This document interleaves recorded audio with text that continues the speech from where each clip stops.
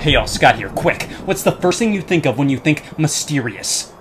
Mysteries, right. There are so many questions to life that are left unanswered, like, what's the point, why bother, and who cares? That's why I'm scouring the closet for answers to gaming's greatest mysteries, like, didn't Luigi say f***ing Mario Golf? Alright, we have the answer to why the Xbox One cases are the way they are, and, oh hey, check this out, it's my first fan art of Madden.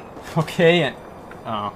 Yeah, I got invited to a dinner party by Chet. He used to be my manager when I worked at Games on a Shelf, and then I quit / ran the store out of business.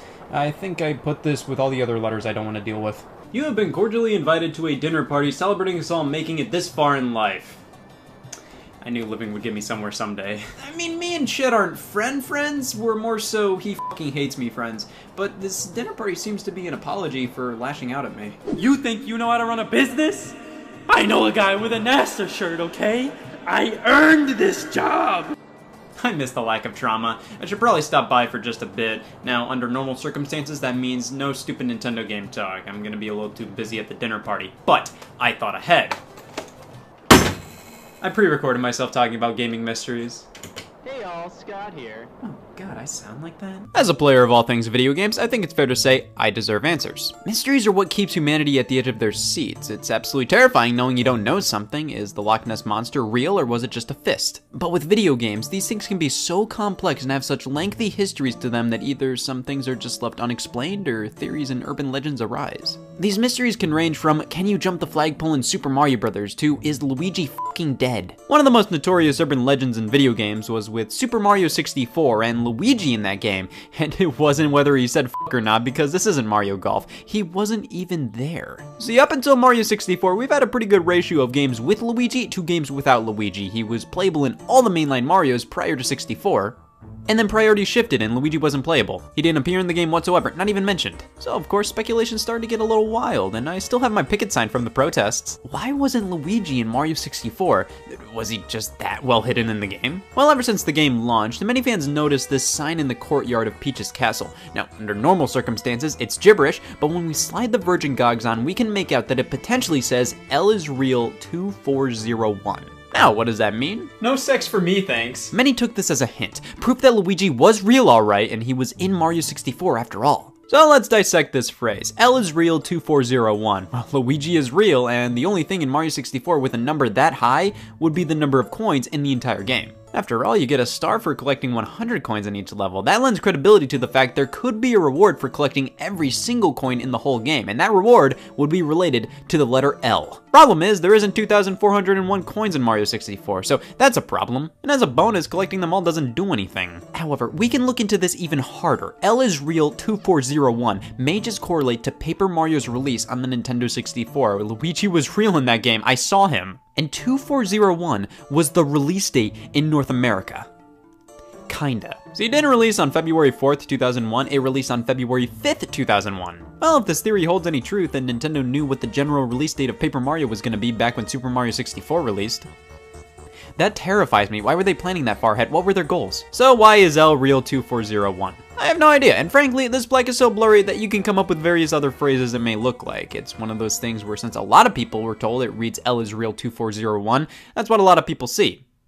I don't know what the Aka Room people's deal is. Luigi was planned for Mario 64 in a potential multiplayer mode, but was pushed off to the side. He was playable in the remake Super Mario 64 DS though. All of life's problems are solved when a character's playable in Mario 64 DS. Now, a lot of mysteries within gaming can be classified under conspiracy theories. Like, was Link dead throughout the entirety of The Legend of Zelda Majora's Mask? No. It was between this and the moon landing. I chose believing the less supported one. Majora's Mask is one dark Zelda title, and most dads would not let their daughters date this game. It's creepy, it's depressing, and many have discovered how the story of the game correlates with death, what happens before and after death, dealing with death, and many have theorized that Link himself was dead and the entire game is basically his afterlife. There are lots of theories like this in games, some of which have turned out to be true, like how Super Mario Bros. 3 was supposed to be a play.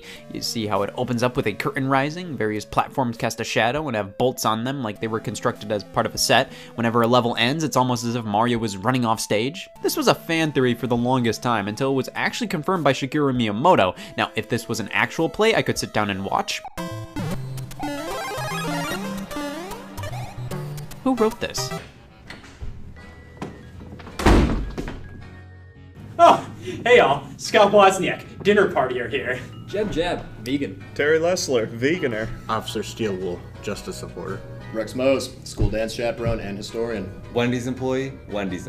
Oh, so how do you all know Chet? He was a former vegan, and he bought milk. That son of a bitch! I pulled him over for money laundering. I'm chaperoning his dinner party. He stole a Baconator. That son of a bitch! I tanked the story managed and he convinced me to quit one of the only jobs I ever had. Now I'm living off of unemployment checks in fear.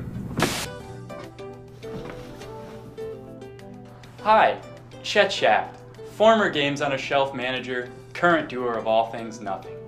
Welcome to the Shaft Family Estate's first annual dinner party, my largest priority at the moment. Due to some prior obligations, I can't be there with you tonight, but please feel free to help yourself to an old Shaft family recipe. This is Jimmy John's. But then we go from theories to just the unexplained. Parts of games that were just never understood and remained elusive for so long.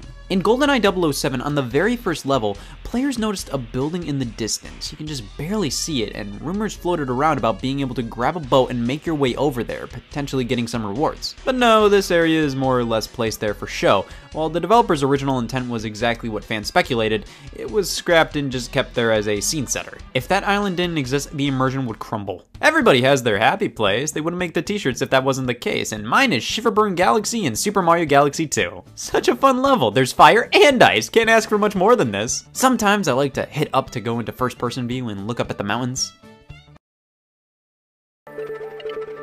Everybody has their happy place, and mine is Fleet Glide Galaxy and Super Mario Galaxy 2. These ominous figures appear in Shiverburn Galaxy if you look up in first person. 3 beings just looking at you throughout the entire level. It doesn't matter where you are, as long as you can look up at the mountains, they'll be there, watching you. Now in Super Mario 3D Land, at the end of World 4-4, if you wait around, someone or something will fade in and fade out. Shiverburn Galaxy, I can sort of see these guys as a weird little thing accidentally getting thrown into the game. You know, they're inkblot tests. In 3D Land, this was a completely deliberate addition where one of the developers said, I want to make some kids shit themselves. The Shaft family would like to express their gratitude to all attendees of the dinner party tonight. Terry Lesler and Jet, thank you for your strong acts of veganism. Carrots wouldn't be the same without you. Rick Mohs, without you, I wouldn't be an alcoholic. It's Rex!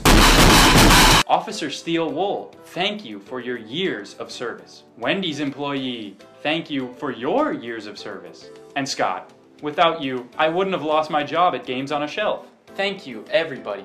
Please, help yourself to a complimentary table knife and dig in.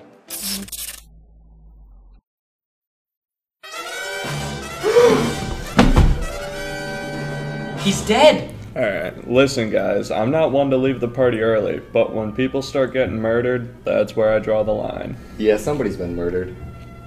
Yeah, can you pick that up on the way home? No, okay, we can leave. Okay, Chet said the party's over at 9. He's f***ing dead. We at least owe him this. I'll stay, I'm free. Listen, we can get the murder stench out of here by listening to some good old-fashioned video game mysteries. Yeah, of course, let's talk a series with just as many mysteries as it has dead civilians. Somebody f***ing died! Grand Theft Auto San Andreas has a little bit of something for everybody. Gunplay, driving, not Bigfoot. The existence of Bigfoot in San Andreas has always been a huge rumor. Apparently within the forest, you could find Bigfoot lurking around. This is also a game where ghost cars can chase after you. A developer on the game stated that Bigfoot was in there at one point, but he was told to take it out for the final release. However, there's supposedly a 10% chance of seeing Bigfoot. There's also no Bigfoot model in the game's code, so I don't know about this one. Alright, so we all hated Chet, right? Yeah. He's a born-again carnivore, he's led many to unemployment, he's money laundered, he's wronged all of us. Who's to say one of us isn't the killer? That's right. If we can't leave, we might as well find out who viciously murdered Chet. Oh, I love puzzles. Guys, listen, one of us may be a murderer, but we're all human at the end of the day. Let's just listen to some gaming mysteries about Luigi and call it a night. Wasn't that the guy who said f***ing Mario Golf? Luigi's Mansion, f***ing scary, right? It's my go-to box art to piss myself to. Well, there are a few parts of the game that have some sinister and chilling implications. Like, that is what you call a dead baby. But there was one part in the third area of the game. After a bolt of lightning strikes, we can see Luigi's shadow is hanging in the air, implying that Luigi is hanging himself. Now, was this an intentionally chilling addition to the game, or was it a glitch due to the game's camera being at an angle it's not usually used to, which accidentally pushed Luigi's shadow up higher than usual? Huh. This is great. It's like a murder mystery with the murder and the mystery. You're taking this pretty well, man. Who's to say you're not the killer? You're acting pretty carefree right now for someone whose life's at stake. It's a murder, not a tax audit. We'll be fine. Well, what about the Wendy's employee? Nobody ever suspects the Wendy's employee. Well, what about Steel Wool? He has a gun. Jeb has a knife. Yeah, for fun, not for murder. Guys, deep down, we can all be a murderer if we want. So let's just get down to the bottom of this. By a show of hands, who here murdered Chet? Damn it. Some mysteries aren't too sinister and were just unknown aspects of games, like jumping the flagpole in Super Mario Bros. I mean, when I played this game, I would sometimes think, I'm gonna do it. And guess what?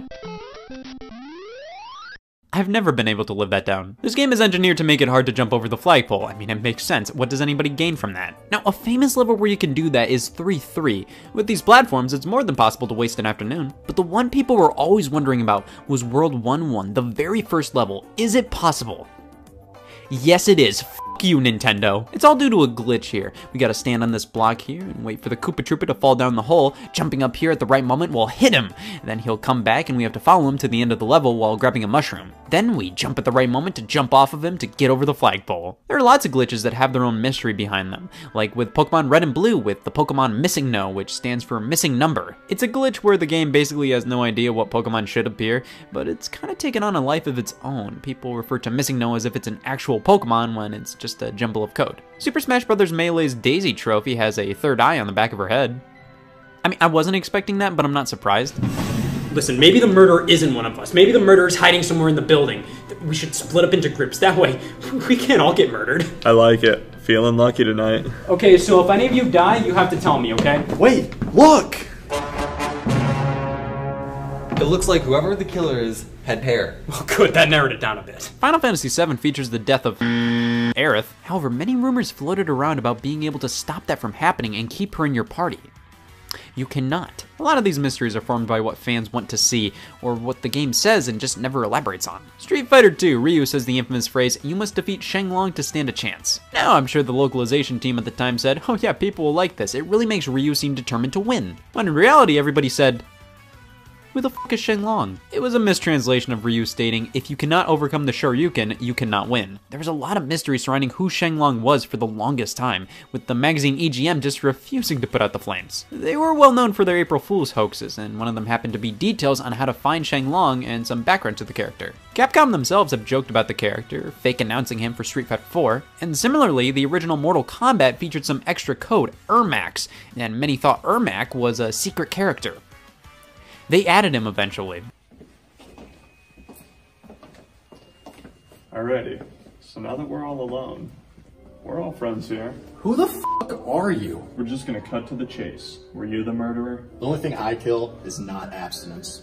So it's possible you killed him. That's impossible. I hate murder. So do I. But you don't see me bragging about it. You know, that's it. I've had it. Good luck not murdering people.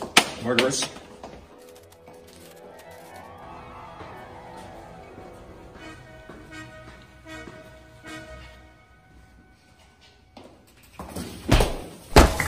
Tomb Raider was infamous for the rumor of the nude code, a secret cheat code that would make the character Lara Croft completely nude for players 13 and up. Yeah, that just doesn't work. Lara Croft was a sex symbol in gaming, and the idea of a PlayStation 1 character naked, well, who doesn't like that? The developers always teased fans about the code, making it obvious that it was very unlikely it actually existed, but never fully denying its existence either, obviously to keep people desperately wondering. It was later confirmed that a nude code never existed. Yeah, I know I might get murdered tonight, but I don't care. Who the f ever thought this was real? I died!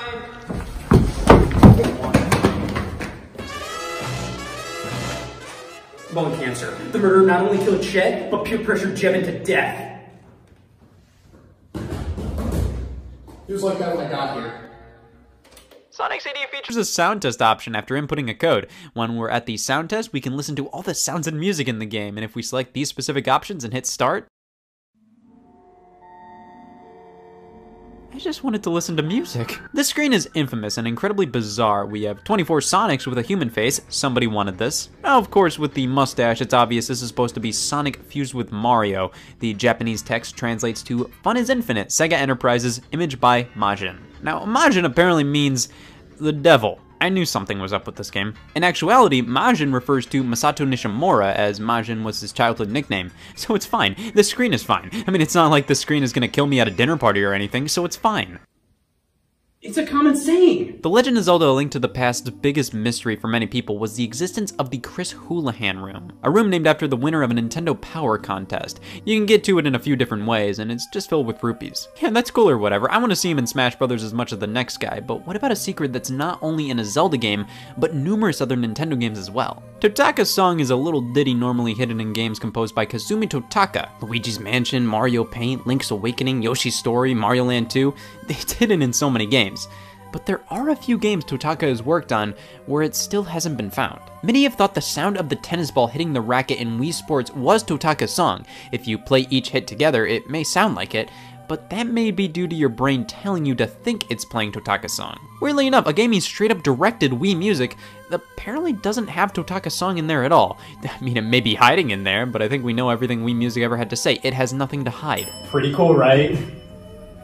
Ah, shit, Terry's dead. Great. Now there's only 4 people listening. Now there's only one thing more addictive than reading actual mysteries about video games. Nicotine? Reading fake mysteries about video games. The creepypasta is big here on the internet. It's all about using one of these to scare the fuck out of some kids. These are internet scary stories, and lots of them have to do with video games. They almost always have to do with some kid buying a used copy of a game and it's haunted. There's disturbing imagery and weird things happening while playing the game. What the hell are these ghost priorities? Alright, we should just call the police already. We should just draw from a hat. Figure out who's the murderer. Yeah, I'm getting real tired of trying to figure out who the murderer is. If somebody just wants to step up and be the murderer so we can all go home, I'm all for it. Alright, Scott, Steel Wolf, Rex, you're dead. But while creepypastas are fake mysteries about video games, how about real-life mysteries about video games? In 2007, Madden 08 released to the masses, but weirdly enough, it got prequels each year prior. Madden 1999 released and was the first one to do so without Uncle Madden on the cover. No. This one featured an athlete, and it's been a tradition for almost every athlete who made the Madden cover to soon after get injured. This is the Madden Curse, and if we're not careful enough, it'll get us too. Who would have thought Madden on your chest could lead to injuries? Maybe there's a gas leak or something. Maybe that's why everybody's dying. Thanks, I was talking. Oh shit, it was you! Take off your mask, who are you? I never would have guessed! It's time to meet your end. Getting murdered is the least of my concerns right now. Why did you do it? Chet deserved it. He wandered. I was too shy to mention that I was the one that killed him, so I found it'd be easier to kill everyone. Really? 5 homicides and that's your reason? Make that 6.